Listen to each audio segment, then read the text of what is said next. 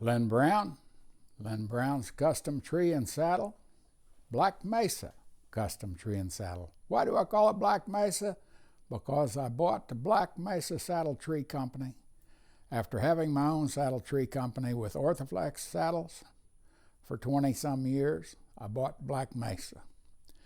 They had some good patterns, a lot of traditional Western patterns. And then I had all my old patterns for bars, so I used what I wanted, modified what I've had in the past, and came up with new trees. For the Mork, I didn't have to come up with new trees, so this video is about the Mork Working Cutter. I have a video on the Mork Cutter, but not the Working Cutter. There's a difference. This saddle has more cantle to hold you in.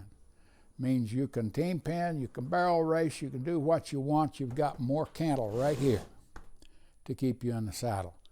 You've got a generous fork and swell, but it's not as high as most cutting forks. And my other Mork Cutter, the Full Pro Cutter, has the same fork as this.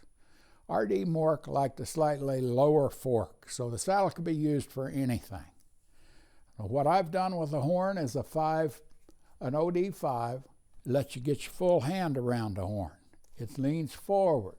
It's spoon-shaped on the top, kind of like a pistol grip, the way it's formed and shaped.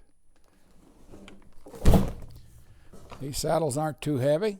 They'll weigh neighborhood of 24 to 26 pounds and 28 at the max for a bigger seat. The Mork Working Cutter has a dropped rigging plate, front and rear.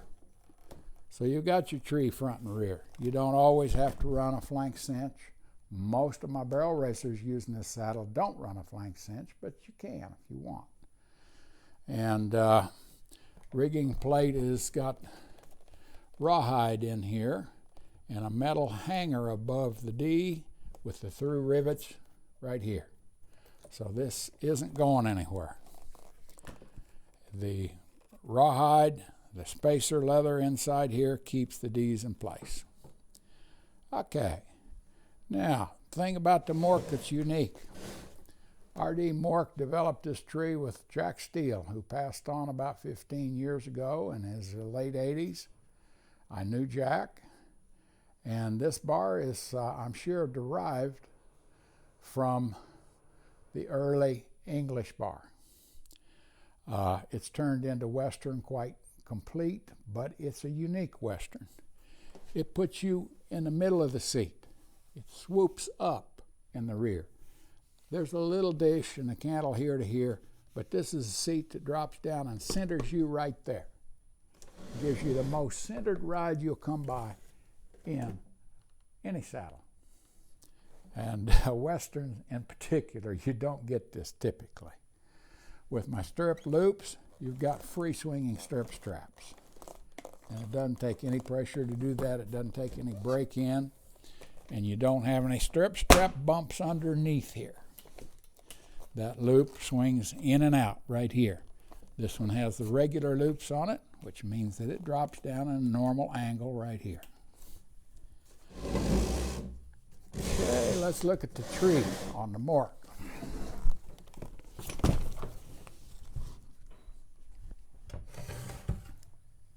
A Mork tree. This is a setup tree, not a finished tree. This is what we pull a ground seat mold from.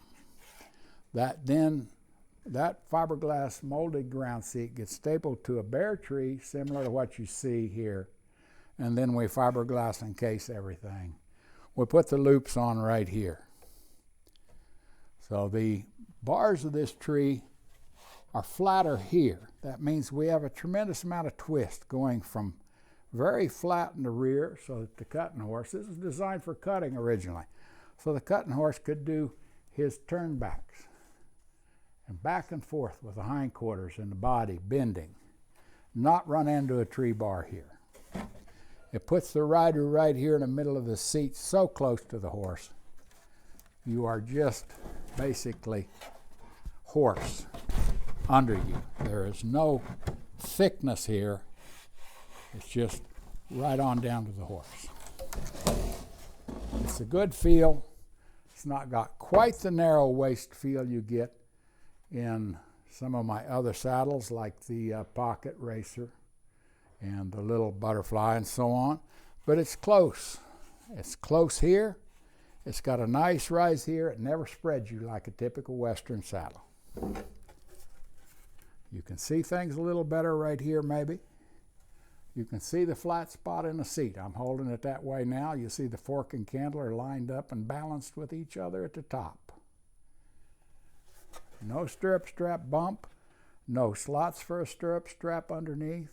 It gets the metal hangers with the loops right here. Those loops go in and out like this with your stirrup straps on them. So, more handle than typical cutter. That's why I call it a working cutter. Stronger rigging than a typical cutter. Again, to work with, to ride hard. If you wanted to order an all-around horn that's still fairly tall, like the tall Dally, you could do it. You can still cut with it and you can rope with it. This will make a great breakaway roping saddle for a lot of people.